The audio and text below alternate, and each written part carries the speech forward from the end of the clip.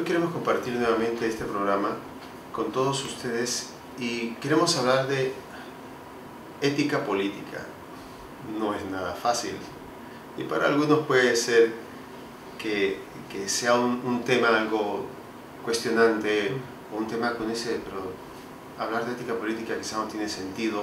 Otros podrán decir es que es importante dentro de todas las situaciones de las estructuras políticas actuales y las experiencias que pueden tener uno u otro país, uno u otro gobierno.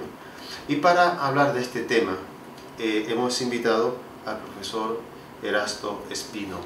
Buenas tardes, buenas noches, gracias por estar con nosotros. Buenas tardes, padre, me agradezco la invitación. Oye, la política, la búsqueda del bien común. La política tiene, por una parte, una función, y una función en bienestar de la sociedad, claro, ¿no? Del bien común, es la búsqueda de ese bien común. Pero la experiencia en este siglo XXI y la experiencia que se ha ido teniendo hace que mucha gente, o que muchos tengamos un sabor de boca sobre la política y nos digamos, hay que rescatar la política, pero se puede rescatar la política al margen de una realidad que es fundamental para el ser humano como la ética.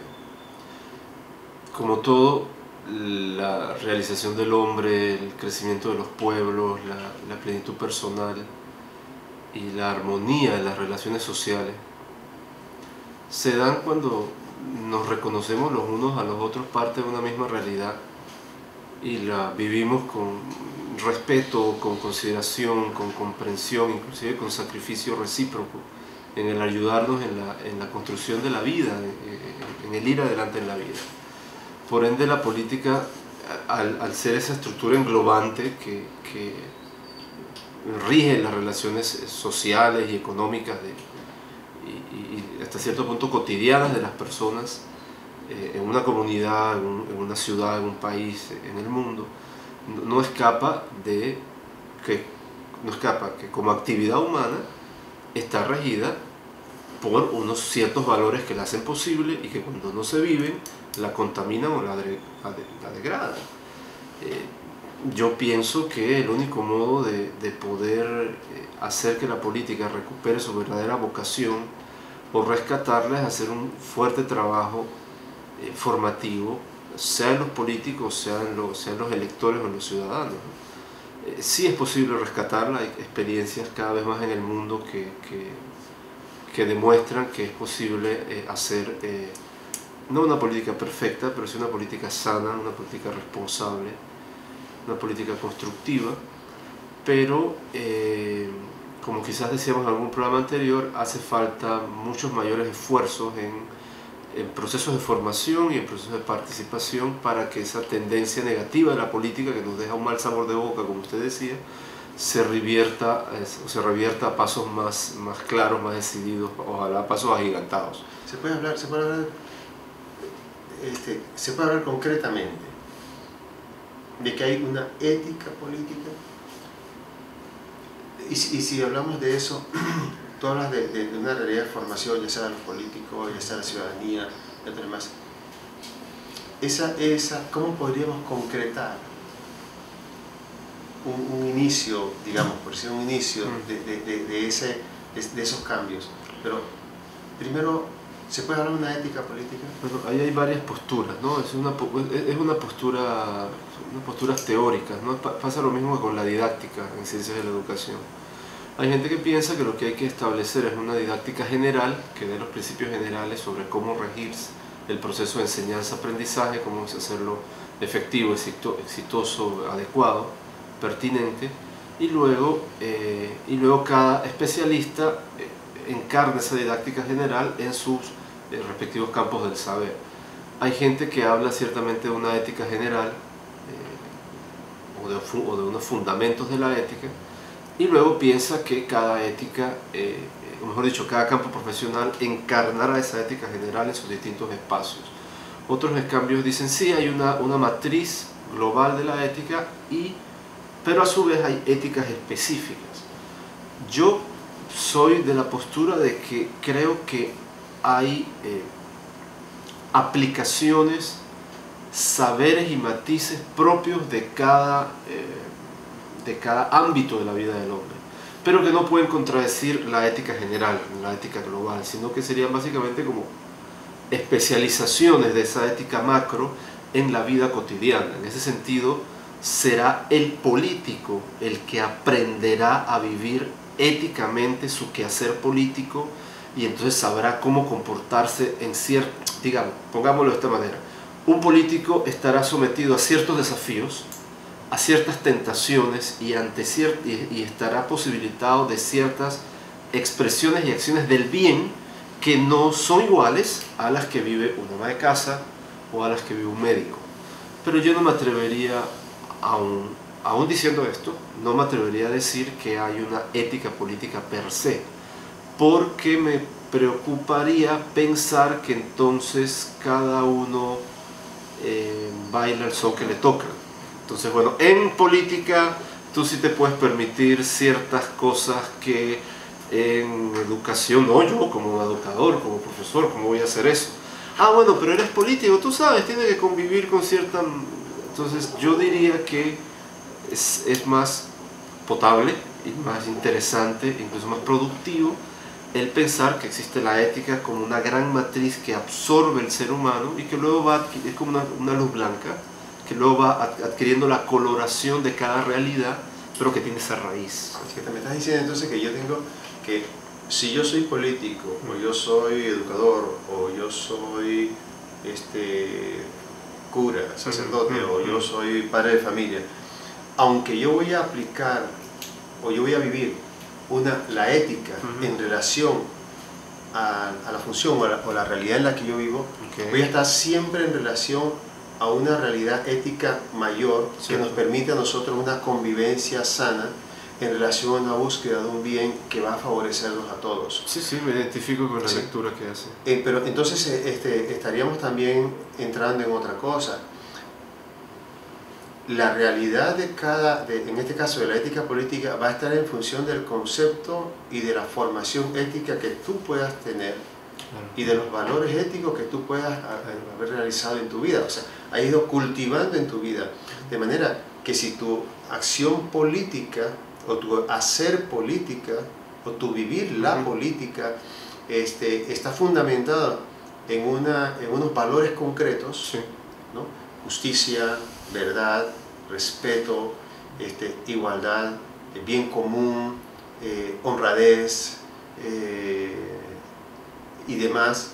Entonces tú vas a generar una acción política distinta, que va a purificar, limpiar o aclarar la imagen de la política y del político. Entonces es que la vida humana es una, y como decía Chiara Lubich una vez, el amor es uno solo, ¿no? Que luego se encarna en la economía, se encarna en el modo como le cocinas la comida a tus hijos, en el preparar bien tus clases, etcétera, en la corrección del contrato con el que regulas una licitación pública, ¿no? en saber reglamentar una ley de un modo que beneficie a la mayor cantidad de personas. Entonces, el amor es uno solo, y hay que tener, como decía otra personalidad de iglesia, unidad de vida. No es que tú puedes ser una cosa en tu casa y una cosa en tu trabajo y otra cosa en el parque. Entonces yo esperaría que el actual presidente de la República, que dicen que tiene una vida de familia coherente, una vida de familia ejemplar, no porque no haya cometido errores, sino porque incluso sabe levantarse de sus errores, pueda manifestar esta misma vida, estos mismos valores que ha recibido en una formación familiar, en una formación eclesial católica declarada, pueda manifestarse como un continuum, ¿no? Que aquí está su vida privada, aquí está su vida pública, ¿no? No podemos vivir esta esquizofrenia de que somos una cosa en un lado, o además, o lo que es peor, una especie de personalidad múltiple, ni siquiera doble, sino múltiple, que somos una cosa aquí, otra cosa acá, otra cosa allá. El amor es uno solo, entonces, que es la raíz de la ética al fin y al cabo. Estaremos diciendo que yo estoy no solamente violentando la realidad de lo que significa ser político y hacer política, no solamente estoy violentando, sino que estoy negando eso cuando mis acciones no están en relación a lo que el otro espera. O sea, es decir, una actitud ética no es simplemente una realidad teórica. O sea, si tú eres político y tienes un puesto público y yo voté por ti, yo estoy esperando que tus acciones estén en relación a una forma establecida, específica de actuar. O sea, tu actuar tiene que ir en relación a ello, y si no lo haces, entonces estás violentando no las normas solamente, o lo que yo espero de ti, sino que estás violentando realmente a las personas, o a la persona a la que tú le estás sirviendo y aceptaste servirles. Es que así mismo es, creo que la clave la ha mencionado usted ahora con el concepto de persona. O sea, al fin y al cabo lo que importa es el prójimo.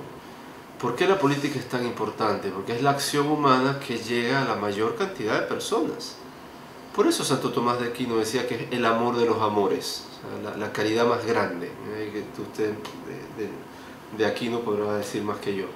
Entonces, porque es un acto de amor que tiene dimensiones comunitarias y colectivas. O sea, el doctor Angélico diría que se sirve al entero cuerpo de Cristo, o sea, sirve al pueblo.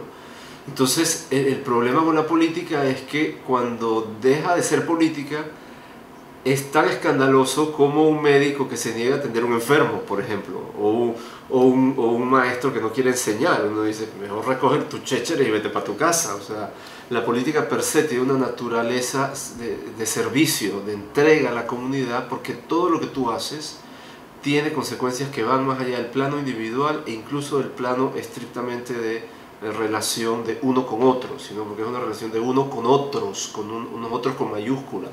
Yo hace poco llevo ya en varias ocasiones siendo convocado por la Procuraduría de la Administración para dictar un curso que lo hemos denominado, ha ido bastante bien, Ética, Ciudadanía y Administración Pública. Y una de las cosas que hacemos en ese curso, dirigido a todos los servidores públicos del país, viene gente de todas las instituciones públicas, es trabajar muchísimo la idea de la conciencia de que el único modo de tú poder servir a la comunidad de modo efectivo, o primero saber que lo que tú haces no es solo a una persona, o mejor dicho, a esa persona en concreto que atiendes, en esa persona la atiendes a ella y a la vez a toda la comunidad, porque son acciones que tienen consecuencias sociales, acciones que tienen consecuencias públicas. Pero por otro lado, la mejor manera de servir es que tú te sientas parte de. Yo generalmente puedo servir mejor, del modo más idóneo posible, del modo más cálido incluso al otro, cuando yo me siento parte de él o me sé con él parte de una misma realidad. Un poco en la línea de Gandhi, no puedo dañarte sin herirte a mí mismo. Y por otro lado, tú haces parte del mismo pueblo del que yo hago parte. Entonces, si yo no te sirvo bien a ti, estoy dañando a una realidad a la que tú y yo pertenecemos. O sea, el sentido de pertenencia es un elemento muy bueno para motivar un actuar ético. Yo decía, hace poco yo decía que estaba muy molesto porque en el tiempo de las votaciones no sabía por quién votar. Y me molestaba porque me sentía violentado. Okay. Pero no violentado porque alguien me hubiera hecho algo que me llevara a esa acción, a un acto violento, físico o verbalmente me lo hicieron, sino porque yo no confiaba en las personas que se habían lanzado a los distintos puestos públicos. Entonces me decía, ¿cómo es posible que me hayan violentado tanto mi confianza, que yo no pueda confiar en un ser humano y no pueda confiar en lo que él dice? Para estar en un puesto público o para manejar la política en sí mismo o cualquier realidad humana, se parte de una realidad que es la confianza. O sea, yo desde que me levanto de la cama y salgo a la calle, yo estoy haciendo un acto de confianza. Yo confío que la persona que está manejando el carro lo va a manejar prudentemente y no se va a subir sobre la acera y me va a atropellar. Yo confío que el lugar donde yo voy a comprar algo, la persona que me va a atender me va a hablar con la verdad, y el dueño de la tienda o del supermercado o X va a venderme eso al precio justo y honesto, ¿no? Yo confío, o sea, mi vida, nuestra vida está fundamentada en la confianza mutua, no en las leyes ni en cosas como esas, en la confianza. Entonces, cuando tú violentas mi confianza en el sentido de que yo no creo en tu realidad como candidato, tu realidad como gobernante, en tu realidad, tú me estás violentando una parte, si no física, pero fundamental de mi integridad y mi plenitud humana. O sea, yo no voy a confiar. Cuando yo no confío, mejor no salgo de mi casa. Claro, pero justamente... Y eso va directamente con la realidad ética.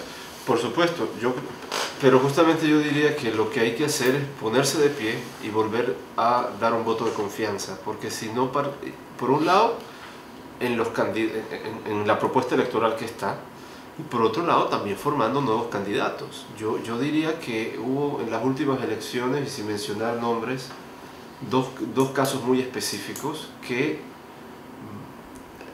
hablan, que subrayan esta realidad de la confianza como un elemento de cohesión social y como el pegamento que permite el encuentro entre las personas y la vida, ¿no? La misma vida sin confianza no es posible.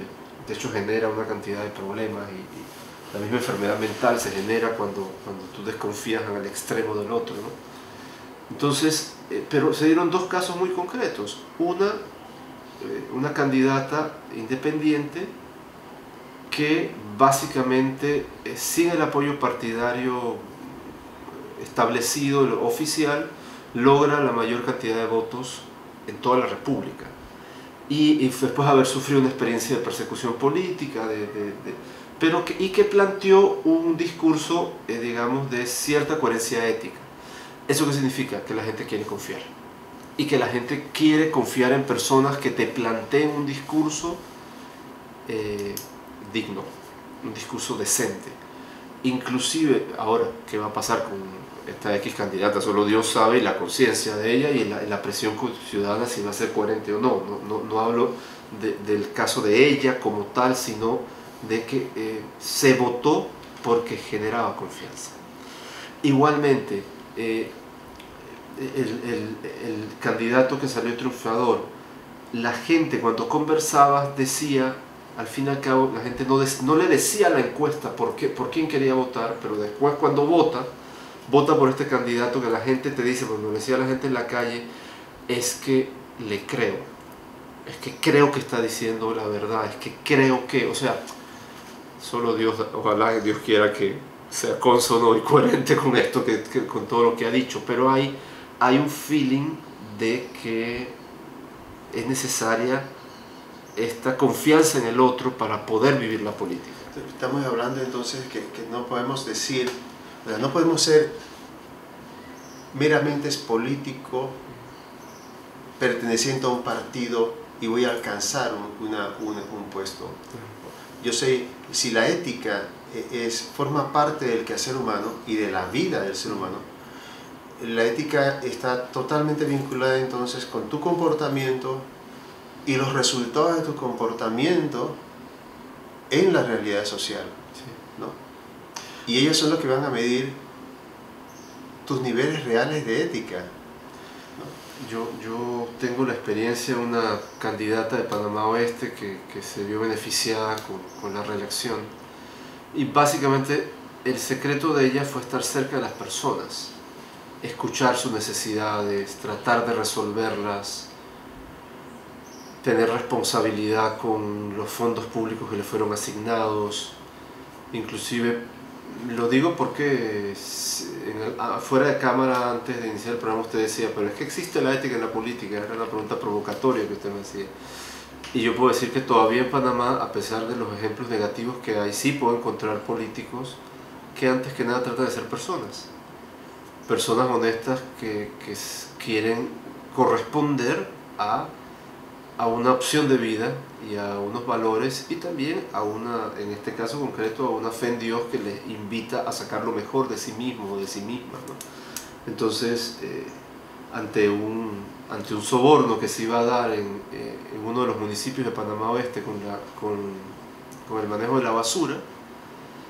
En el Consejo Municipal fue una de las pocas voces que se alzó y paró el chanchullo que se iba a dar con la recolección de la basura, siendo una representante joven que está empezando su vida política. Entonces, a mí esto, que no soy su elector porque yo vivo en otro sector de la ciudad, pero eso me dio confianza de que todavía tenemos personas, o que tenemos ya las semillas de personas que quieren hacer una política más que distinta a una política como es realmente, como servicio a la comunidad. Entonces yo puedo volviendo a la pregunta inicial, ¿no?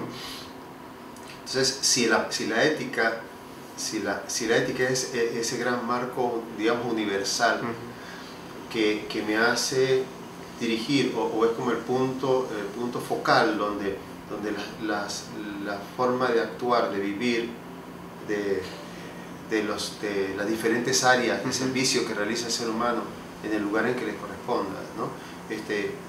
Se dirige hacia allá.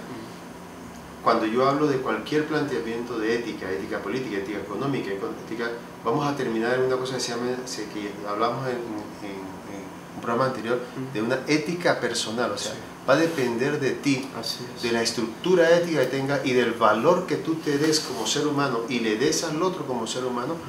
Lo que va a depender cómo tus acciones van a repercutir cuando tienes una responsabilidad política de gobierno elegido por otras personas que confían y creen en ti.